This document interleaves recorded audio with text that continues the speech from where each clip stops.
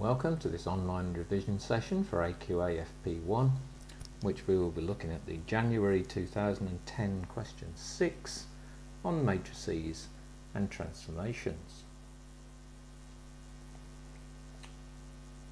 The first part of this question, we're told that the rectangle R1 is mapped onto a second rectangle R2 by the matrix 3, 0, 0, 2. And in the first part we have to calculate the vertices of our new rectangle R2.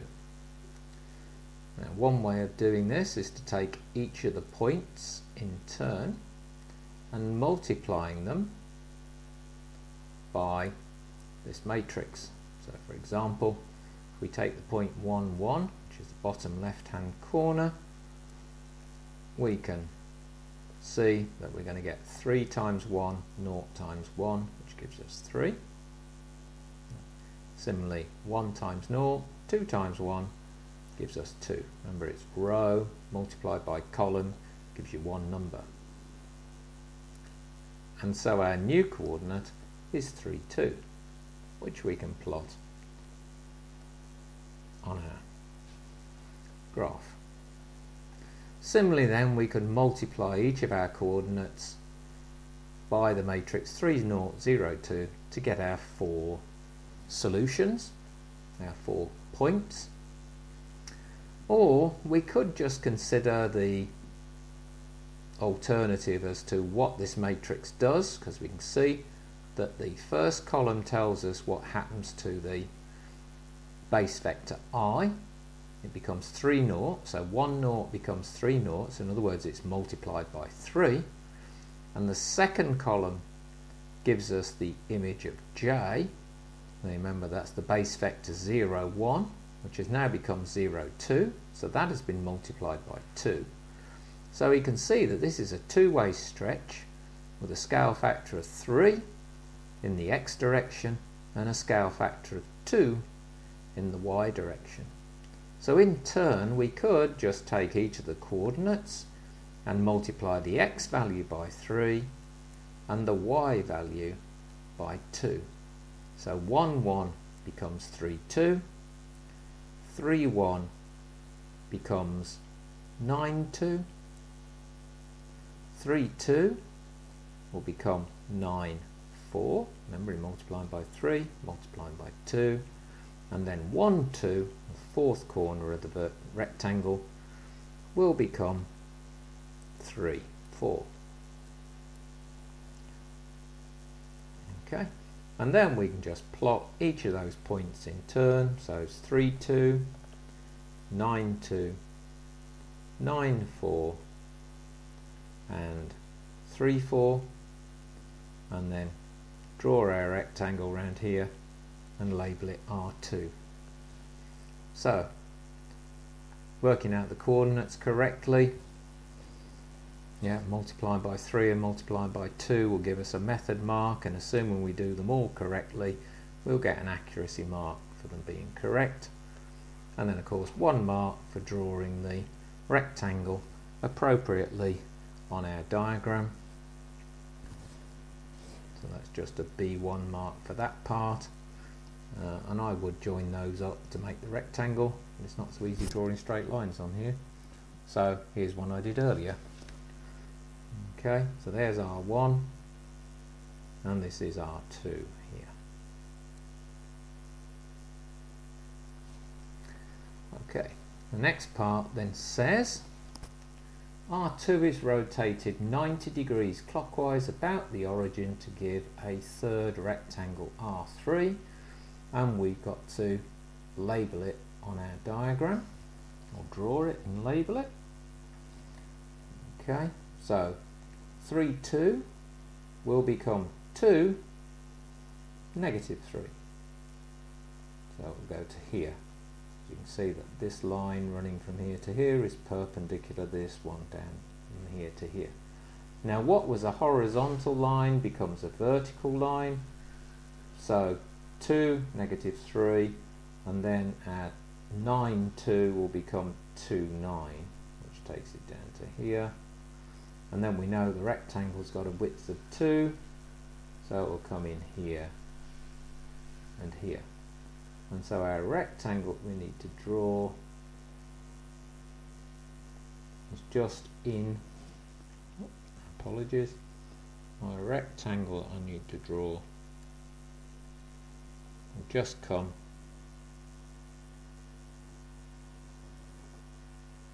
in here, down here and here, and that will give us R3. Okay.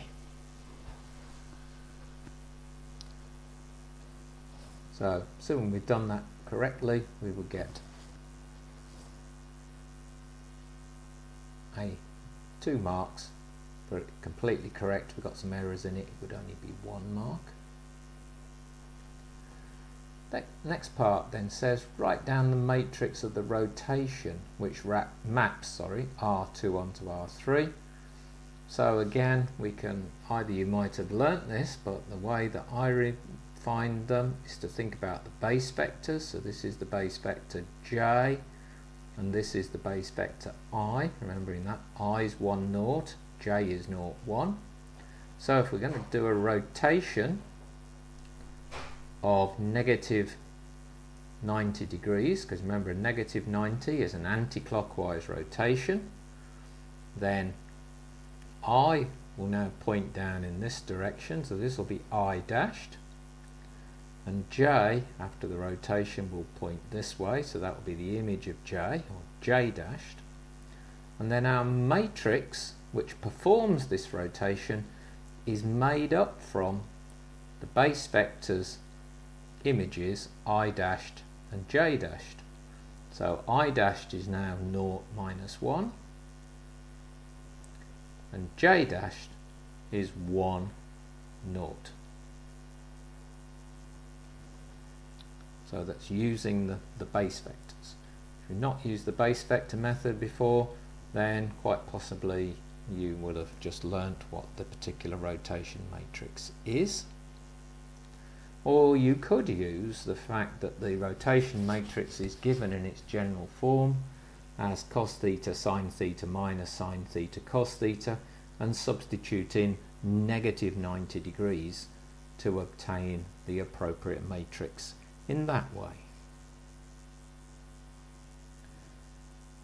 For that rotation matrix, you'll just again get a mark, 1 mark for the correct matrix.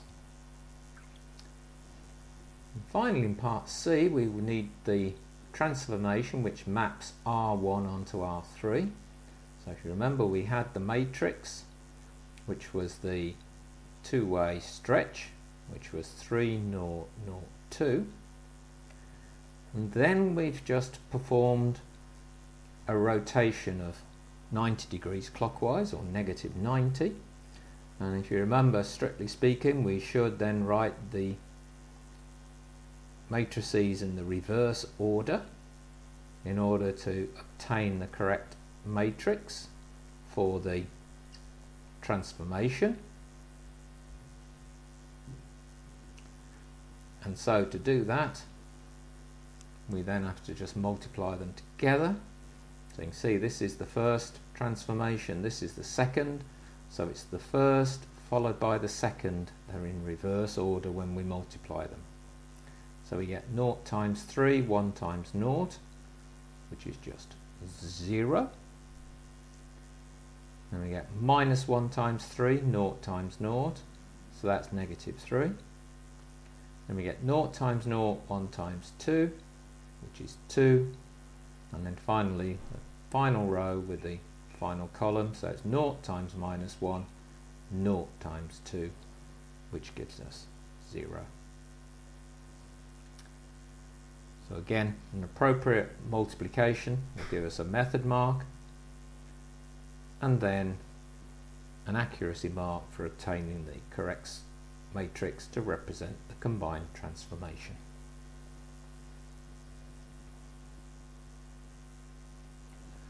Hopefully you found that solution helpful. For further assistance with your maths revision, please go to the Further Maths Support Programme website.